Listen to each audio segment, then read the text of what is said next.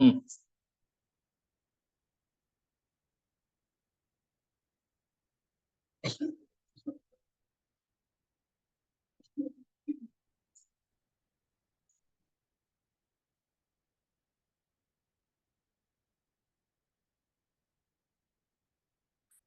Baik, baik kita mulai. Bismillahirrahmanirrahim. Assalamualaikum warahmatullahi wabarakatuh. Alhamdulillah, hamdan katsiran thayyiban mubarakan fihi kama yuhibbu rabbuna yarda. Asyhadu an la ilaha illallah wahdahu la syarikalah wa asyhadu anna Muhammadan abduhu wa rasuluhu ma ba'du. Ya, ikhwan fillah wa akhwati fillah, teman-teman sekalian yang ada di online maupun yang ada di markas Al Imam Syu'bah. Alhamdulillah malam hari ini kita lanjut kembali untuk pembahasan rahasia Jazari ya. Bagi teman-teman santri dan santriwati yang baru bergabung ya, ya ahlan wa sahlan. Ini apa namanya, kita belum memulai dars ya yang resmi, tapi daripada mengisi kekosongan waktu ya. Nah, ya sebentar ya.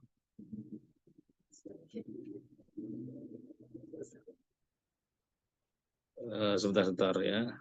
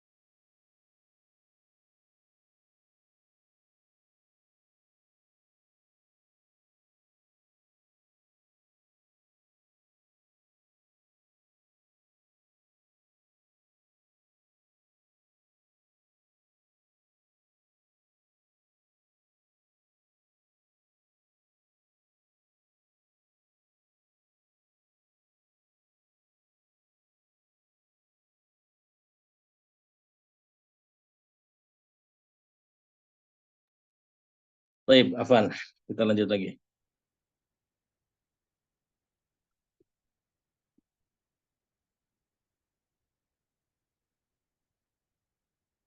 Nah,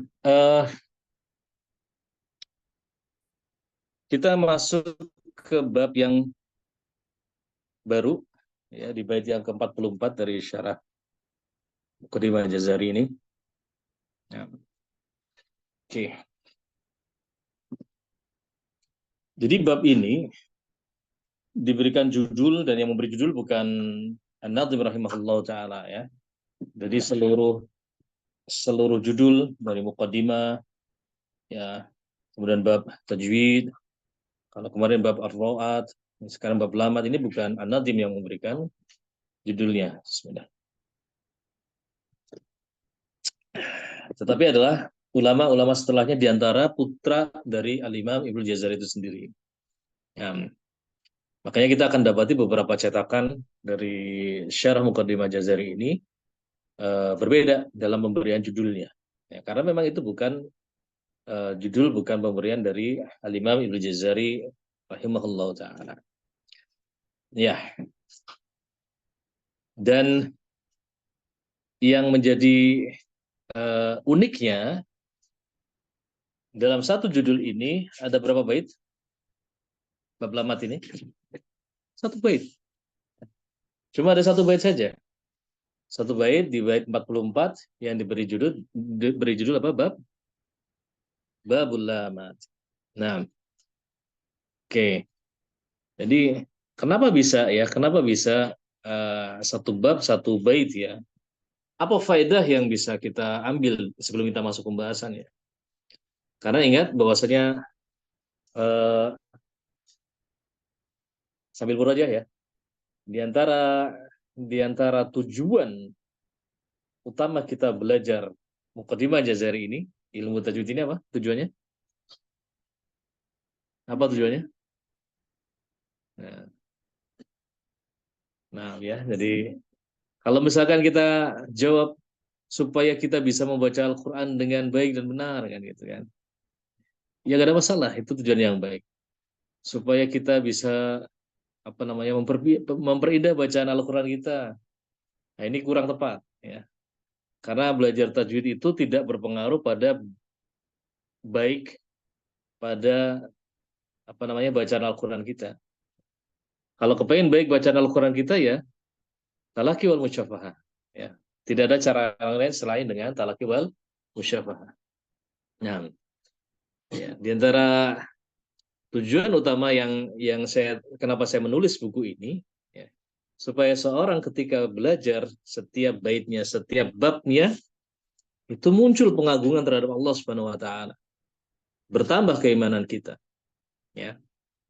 Jadi jangan sampai kita lewatkan setiap poin kecil pembahasan itu tapi lewat begitu saja tanpa ada iman booster, tidak menjadikan kita lebih dekat dengan Allah Subhanahu wa taala. Nah, ini diantara tujuannya. Maka sangat sayang sekali kalau misalkan ada seorang yang membahas buku Imam Jazari, ini cuma satu bait ya, ya cuma cuma bahas Allah, ya, lillah udah selesai kelas. Ya. Jadi bukan hal itu yang diinginkan. Ya, ada faedah yang besar. Ya. Dan sebenarnya sudah disebutkan di bab awal ya, tapi nggak masalah kalau kita sering murojaah akan tertanam. Ya, di antara keindahan penulis ya di sini ya, di khususnya pada Muqaddimah Jazari, ya, kenapa beliau menyebutkan hanya satu bait saja? Ya.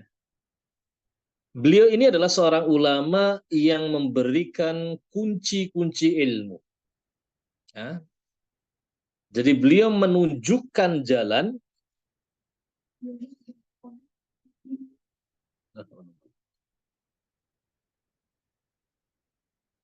Ya, ada lagi ya. Al-Imam Al-Jazari ini kenapa beliau menuliskan hanya satu bait ya, atau contoh-contoh yang kecil ringan. Karena beliau ini sedang menunjukkan kunci-kunci ilmu. Ya. Beliau ini sedang mengarahkan seseorang untuk perhatian terhadap ilmu. Bukan mengajarkan ilmu itu. Beda kan ini? Menunjukkan seseorang untuk perhatian terhadap ilmu, berpikir terhadap ilmu ini. Ya. Punya perhatian besar terhadap ilmu ini. Memberikan kunci-kunci ilmu. Bukan mengajarkan ilmu itu. Beda nggak? Beda. Ya. Dan dikatakan para ulama, orang yang menunjukkan pentingnya sebuah ilmu, itu afdol daripada orang yang mengajarkan ilmu sendiri. Ya. Jadi Imam Ibnu Jazari yang mengajarkan gimana, kalau kemarin ya, bab sebelumnya, tempat-tempat roh secara detail dibaca, gimana menebalkannya, gimana menepiskannya, dikata ini tebal atau tipis. Enggak mengajarkan itu. Tapi beliau menunjukkan kunci-kuncinya. Ya. Menunjukkan, mengarahkan supaya kita perhatian terhadap ilmu. Ya. Ini afdol. Ini lebih utama daripada seorang mengajarkan ilmu itu sendiri. Nah, ya. Sama seperti saya sering sampaikan ya, khususnya untuk pembelajar Al-Quran, khususnya pembelajar qiraat nanti. Di antara ilmu yang terpenting dari ilmu yang penting itu apa? Ilmu yang paling penting dari ilmu-ilmu yang penting apa? Apa itu? Hah? Akidah. Ini ilmu terpenting dari ilmu-ilmu yang lain yang penting. Itu adalah ilmu akidah. Nah, saya sering mengatakan, seorang yang menguasai ilmu qiraat misalkan, dia mampu menguasai qiraat asyarah misalkan, asyarah sugro, asyarah kubro, punya sanatnya, masya Allah, punya ijazahnya, masya Allah, ya.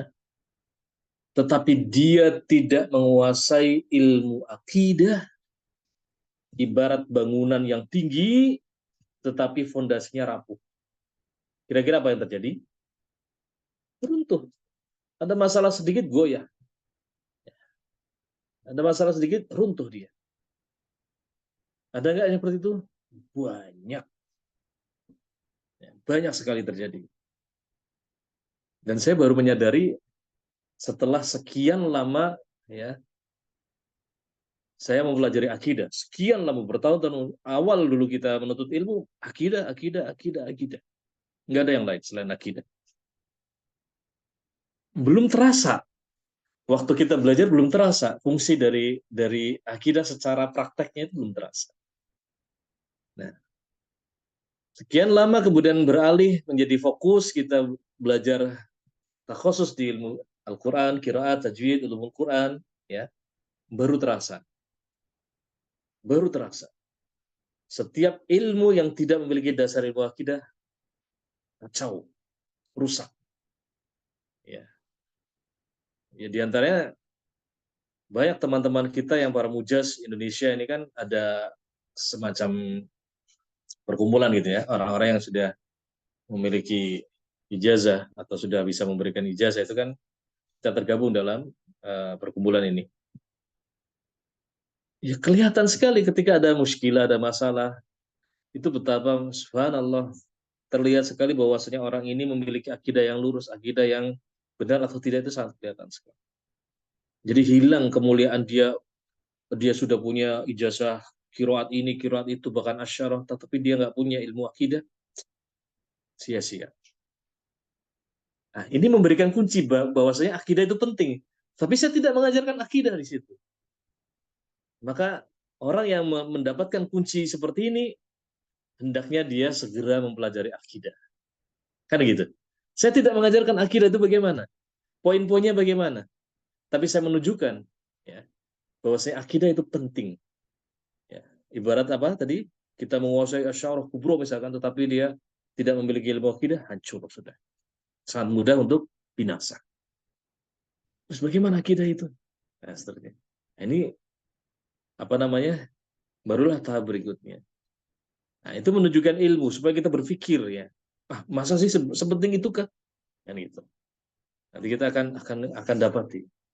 Nah, jadi itu ketika seorang memberikan kunci, seorang guru memberikan kunci, ketika seorang guru mengajak berpikir terhadap sebuah ilmu, afdol daripada mengajarkan ilmu tersebut.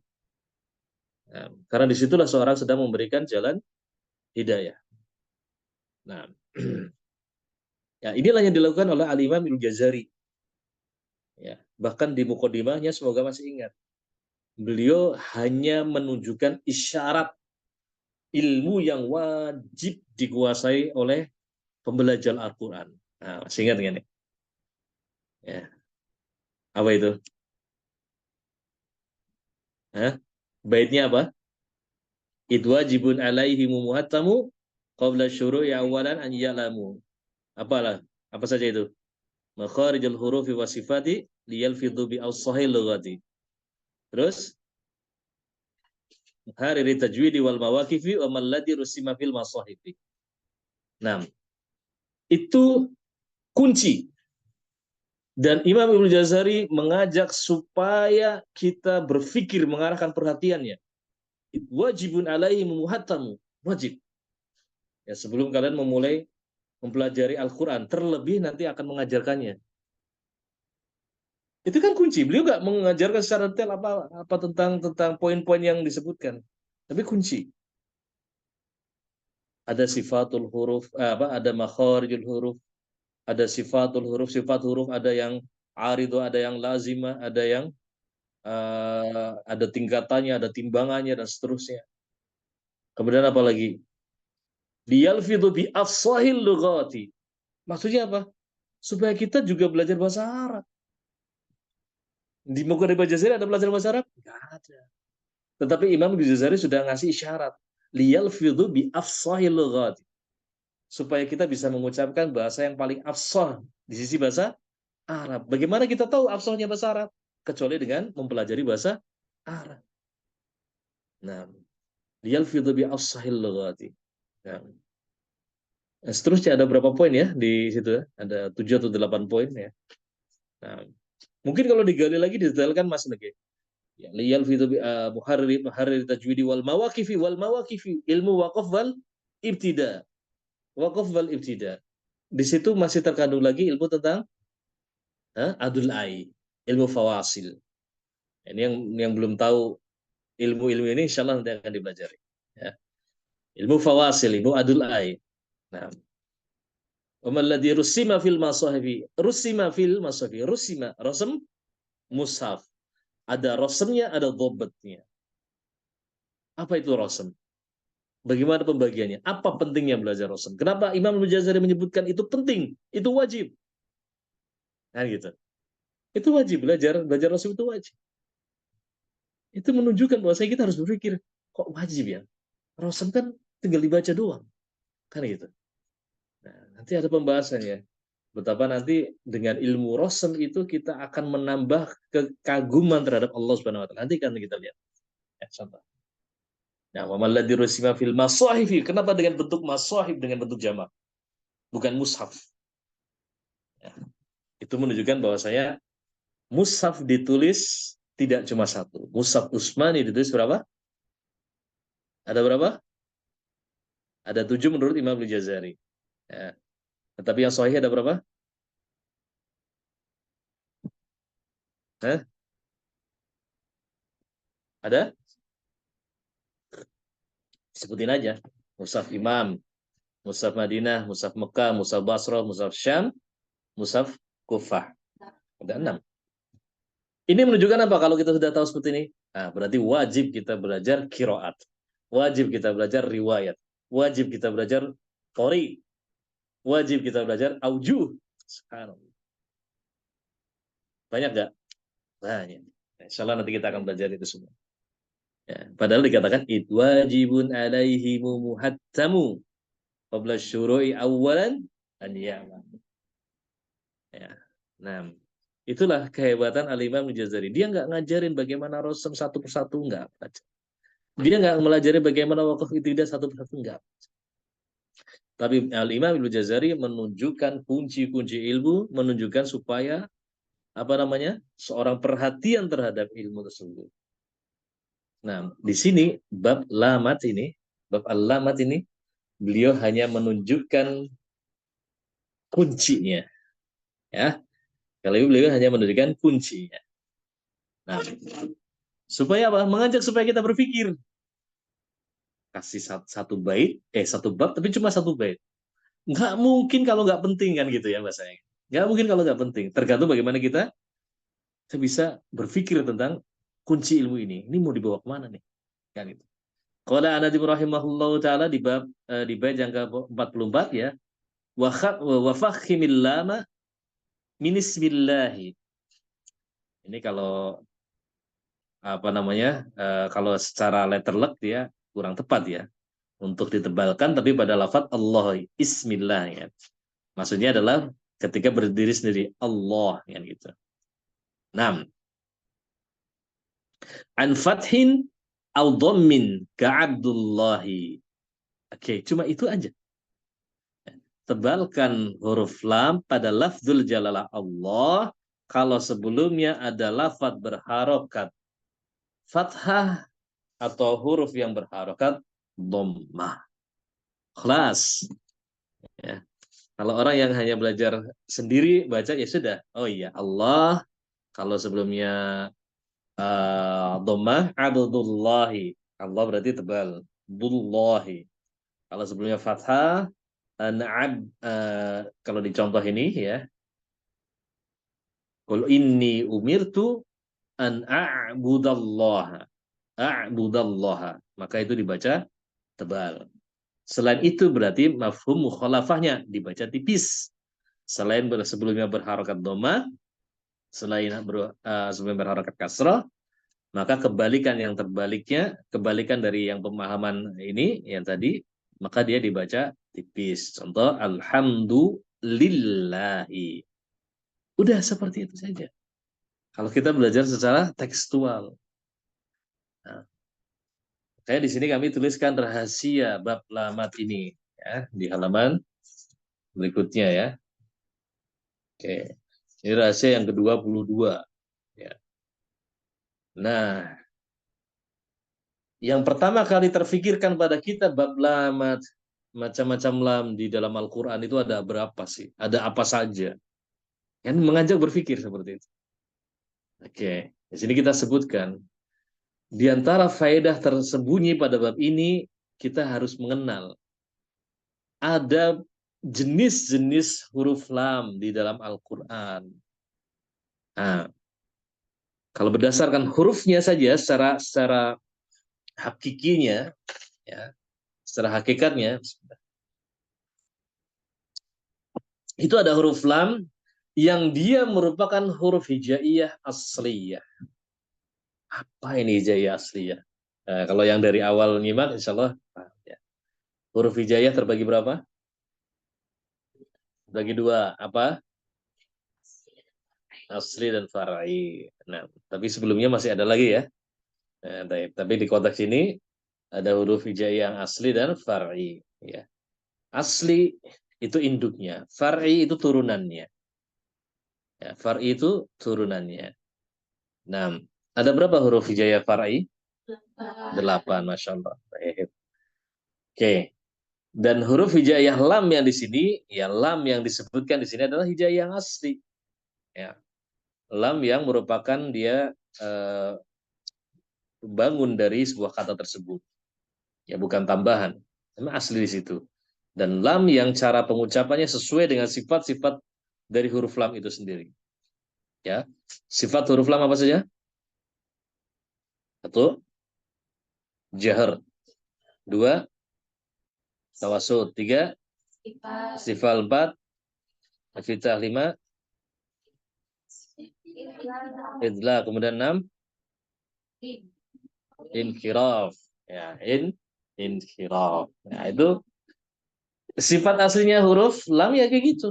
Ya, sifat asli dari huruf lam ya. Kita sendiri juga di lisan kita orang Indonesia juga ada huruf L ya. L ya sama dengan lam ini. Ya, itu huruf hijaiyah asli. Oke. Kemudian yang kedua ada huruf lam, tapi dia sebagai huruf hijaiyah far'i. Ya, dia anakannya, cabang dari huruf lam itu sendiri. Jadi ada lam yang asli, ada lam yang far'i, percabangan. Yang disebut sebagai lam taglil. Ya, lam taglil. Nah, ini lam yang dibaca tebal. Ya. Ya, lam yang dibaca tebal. Oke, saya uh, kasih tambahan. Kenapa disebut dengan far'i? Ya, kenapa huruf itu disebut sebagai far'i? Ya, karena di antara alasannya, ya, huruf tersebut bercampur dari makhrajnya maupun bercampur dari sifatnya. Ya, ada huruf lam, itu huruf lam asli. Ada huruf lam, tapi lam far'i. Oke, ada lam asli, ada lam far'i. Nah, lam far'i ini kenapa disebut far'i? Dia cabang, ya. Karena dia ada percampuran, entah bercampur sifatnya, entah bercampur makhrajnya. Nah, kalau lam yang far'i di sini apa kira-kira bercampur? Sifatnya. Dia menjadi istilah, tebal, ya. Dia menjadi tebal. Harusnya kan dia istifal. Nah, terkadang huruf far'i ini bercampur makhrajnya. Apa contohnya? Hamzah musahalah. Ya, Hamzah musahalah. A'jami wa arabi. AA harusnya kan? AA harusnya gitu. Makhrajnya harusnya di bagian tenggorokan paling bawah. Tapi makhrajnya bercampur dengan huruf yang di atasnya.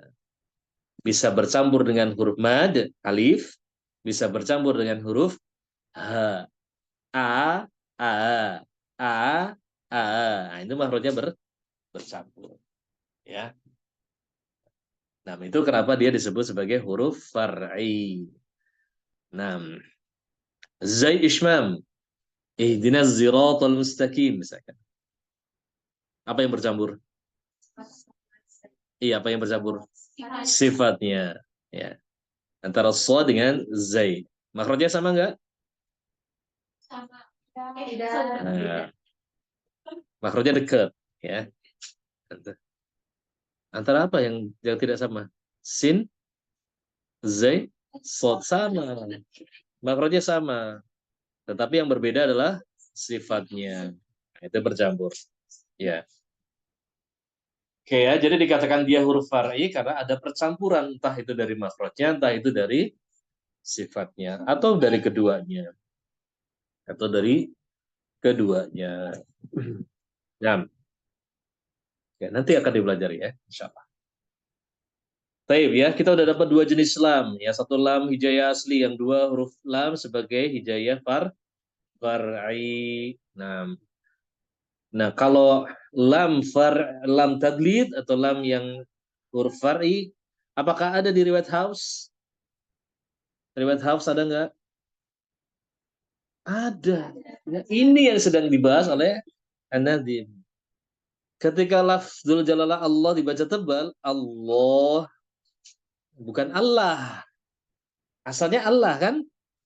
Ya, asalnya Allah. Coba perhatikan, fokus di sini ya. Lam asalnya tipis kan? Jadi kalau ada hamzah wasal, lam lam ha dibaca Allah. Asalnya dibaca Allah. Tapi kenapa kita baca dengan Allah? Ya, itu diantaranya dirubah lamnya menjadi lam takdir. Ada ada keindahan lagi di sini. Ya, sudah dipelajari. Ya, kalau yang kelas sebelumnya udah pelajari. Untuk membedakan lafaz Allata di surat An-Najm. Allata maknanya apa? Berhala. Allata afara'aitumul lata wal uzza. Allata di surat An-Najm ini sebagian kiroat membaca dengan Allah. Ya. Kiroatnya siapa? Eh, Ash. Kiroat siapa? Al Al Al-Kisai. Al-Kisai membaca afara'aitumullah Allah wal uzzi.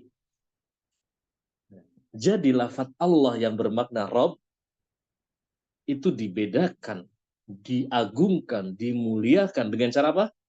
Merubah satu hurufnya, lam. Ya, supaya apa? Supaya tidak ada lagi olok-olok dari orang musyrik. Lah itu Tuhan kalian sama. Allah, Allah. Nah, kiranya lagi saya baca Allah. Kan Allah, Allah, Allah, Tuhan Allah. Lah, Tuhan kita ada Allah. Dibedakan dengan satu huruf. Ya, subhanallah. Jadi dengan satu huruf ini saja para ulama menyebutkan kenapa lam itu ditebalkan pada lafzul jalalah Allah, fungsinya untuk memuliakan, ya, membesarkan pengaguan terhadap Allah. Ya. Di antaranya juga untuk membedakan menyelisihi lafaz Allah tadi dalam surat An-Najm 18 atau 19. Ya. Nah, fara'aitumul lata wal uzza. Ya. Jadi, apakah penting baca baca apa mempelajari tentang bab lam takdid? Sangat penting. Ketika kita meyakini bahwa saya Allah Rabbul Alamin. Ya. Allah bukan makhluk. Ya. Allah tidak bisa disejajarkan dengan makhluk, apalagi berhala-berhala tandingan. Nggak punya tandingan. Nah, di antara cara menyelisihinya adalah dengan merubah lam asli menjadi lam taglil. Nanti ada lagi cara menyelisihinya, yaitu dengan cara penulisannya ya. Di bab Rasul nanti insya Allah akan kita bahas. Atau sudah dibahas di suratul Fatihah kemarin. Nah, oke.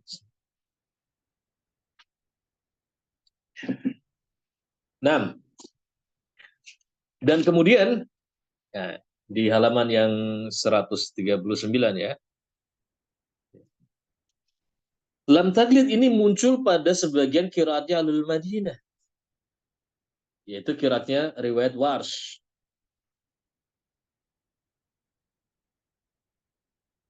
Ya, Warsh dari Nafi.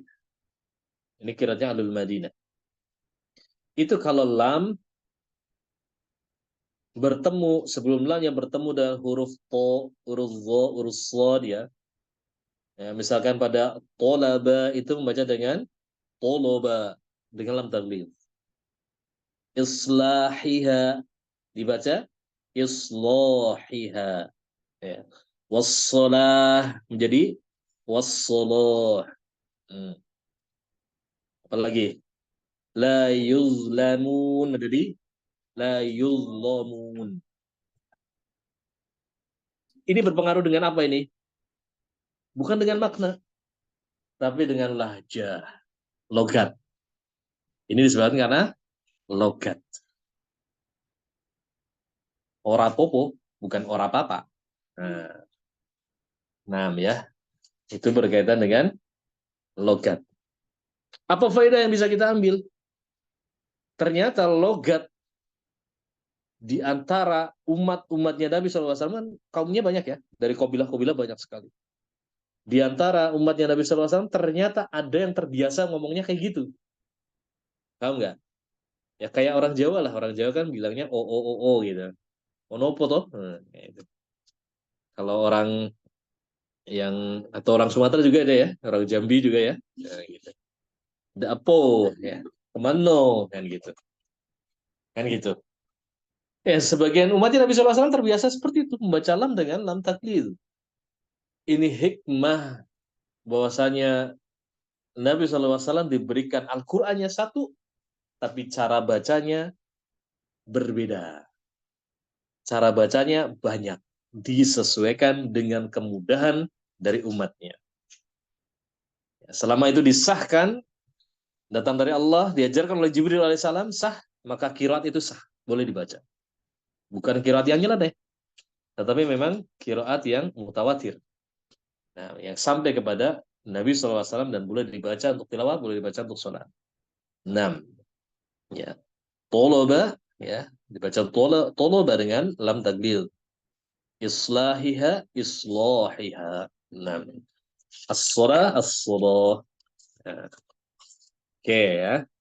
Itu diantara hikmah ya, apa namanya? Eh, kita mempelajari lam taglil. Oke. 6. Alamat. Ada jenis lam lagi? Ada. Lam, dia bukan lam asli, dia juga bukan lam tadlid. Tapi ini lam pada huruf muqatta'ah. Ya, lam pada huruf muqatta'ah. Nah, lam pada huruf muqatta'ah. Ya. Nggak ada satupun yang membaca dengan tebal. Alif, lam, mim, nggak ada. Semuanya alif, lam, mim. Nah, alif, lam, ro, bukan alif, lam, ro. Lam, ya tetap dengan taib. Nah, ini huruf lam pada huruf muqatta'ah. Sebagian ulama menafsirkan ini adalah sumpah dari Allah. Ya, ada lagi yang menafsirkan hanya Allah yang tahu penafsirannya, tahu maknanya. Nah, ini merupakan ijazul Quran.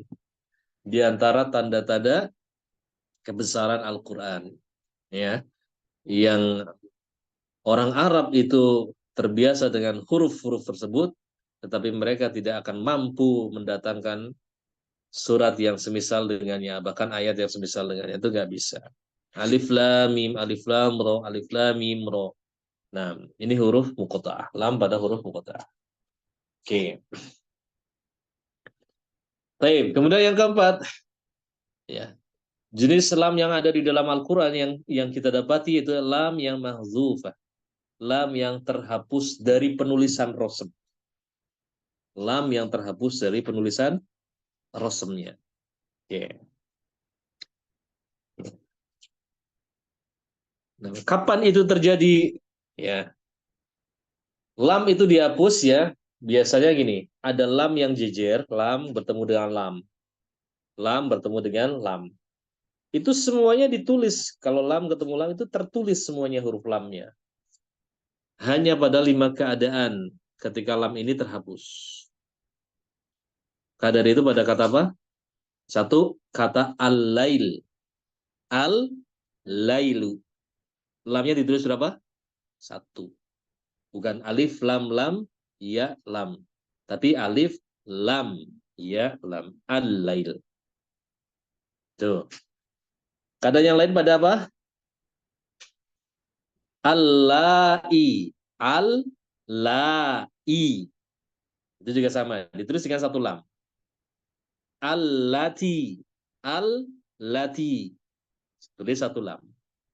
Allati, kalau tadi allati, allati, itu juga ditulis dengan satu lam. Nah, kemudian allazi, allazani, allazina, si mausul ya, itu juga ditulis dengan satu lam. Oke ya. Nah, apa hikmah yang bisa kita ambil?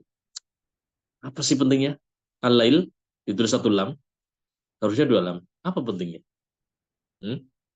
Al-lai ditulis dengan satu lam, harusnya dua lam. Kok nggak disamain aja dengan kebiasaan kita nulisnya? Al-lail yaudah alif lam lam, ya lam gitu. Kok nggak disamain aja? Ya? Ada faedah yang sangat agung di sini. Ya. Nah, kayak tadi kan di mukadimah wa malladzi rusima fil masahifi ya. Berarti cara menulis mushaf antum juga harus paham. Ya minimalnya minimal kulit-kulitnya lah ya. Jangan sampai buta banget gitu. Pelajari minimal dasar-dasarnya. Gitu ya. Nah, di antara faedah yang sangat besar sekali kenapa kita harus paham ilmu rasm karena yang ditulis dalam mushaf apa? Yang ditulis dalam mushaf apa? Kalamullah. Bukan ucapan makhluk. Perhatikan ini. Yang ditulis dalam mushaf adalah kalamullah, bukan ucapan makhluk. Sehingga kemuliaan, keagungan, kebesaran setiap lafadznya itu pasti berbeda dengan ucapan makhluk.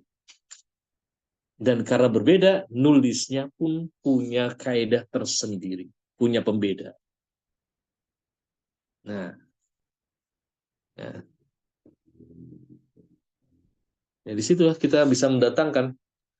Nah, kalau kita meyakini subhanallah, al-lail, kita ngomong al-lail, ucapan makhluk, nulis al-lail biasa, al-lail. Tapi ketika wal-laili idza yaghsha, nulisnya gimana? Satu lam. Itu. Ya. Dan banyak sekali ya, perubahan-perubahan atau bentuk-bentuk ya pada mushaf seperti az-zakah, as-shalah, ar-riba, wa mana, kamishkah. Kenapa ditulis dengan waw? As-sholawah, az-zakawah, ya kan? Kenapa dengan waw? Satu faedah yang besar itu tadi. Yang ditulis antum bukan kalimat manusia. Yang ditulis antum di dalam mushaf adalah kalamullah. Yang penuh keagungan. Yang cara nulisnya pun pasti beda. Baik. Ya, sama kalau antum ngomong sama temennya sendiri, cara ngomongnya dengan teman sendiri kan sama apa beda? Dengan siapa? Dengan ngomong sama orang tua. Ya kan? Apalagi ngomong sama guru. Pasti juga beda. Kan gitu. Misalkan pinjam HP, pinjam HP dong, pinjam HP. Kalau sama orang tua, tapi Umi boleh nggak pinjam HP? Nah, ada beda. Nah, kalau sama guru, Ustaz, Afan Zat, ini saya ada tugas saat ini kasih alasan dulu panjang lebar baru nyebutin keinginannya. Boleh nggak saat saya sebentar aja untuk lihat di Google gitu.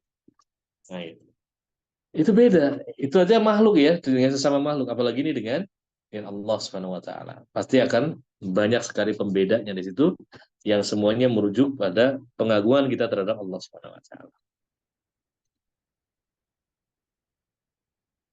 Nah, oke. Dari empat jenis lam itu ya tadi apa aja? Lam huruf hijaiyah asli. Yang kedua lam pada huruf far'i. Yang ketiga lam muqatta'ah dan yang keempat lam nahzu. Yang dibahas oleh An-Nazim yang mana?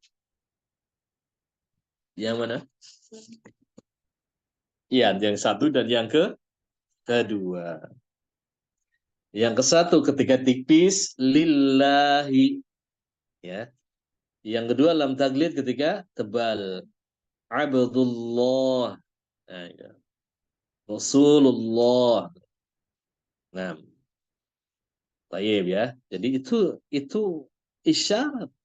itu kunci ilmu supaya kita berpikir tentang hal yang hanya disebutkan sekilas.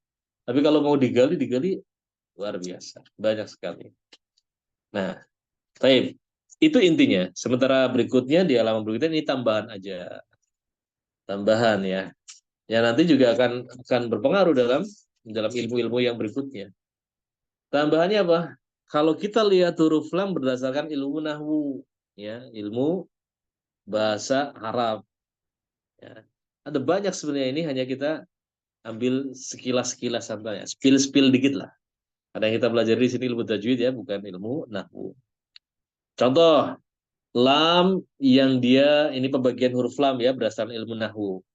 Lam yang dia sebagai huruf jar, ya, harful jar. Ya, ya dia menjadi amil jar, ya sehingga menjarkan ya isim kata benda atau domir atau masdar yang jatuh setelahnya. Nah, ini lam jar. Ya,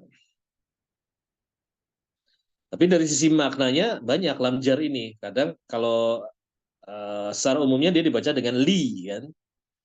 Nah, secara umumnya dibaca dengan li. Tapi ada juga yang tidak dibaca dengan li. Artinya dia lamnya itu tidak berharokat kasroh. Contohnya apa? Wallahu ja'ala lakum, bukan likum, lakum. Nah, ya. Ini menunjukkan kepemilikan, ya. Bisa bermakna kepemilikan. Ya, wallahu ja'ala lakum min anfusikum azwaja. Ya, Allah menjadikan bagi kamu istri-istri dari jenis kamu sendiri.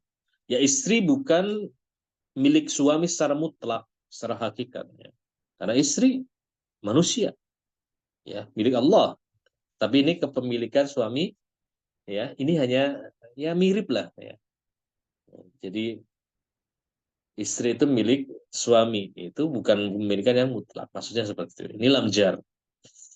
Oke, ada lagi yang disebut lamul juhud, ya. Ya, ini huruf jar juga. Dia mabni, tetap dia berharokat kasroh. Biasanya didahului dengan huruf lam yakun, ya, atau lan yakun, laisa yakun, nah, la yakun, maka biasanya didahului dengan huruf-huruf itu. Ya. Fungsinya apa? Untuk mentakkid, menekan. Ini lam taukid ya, untuk menekankan ketiadaan kalimat sebelumnya. Nah, nanti bisa dilihat di contoh ya. Contohnya apa?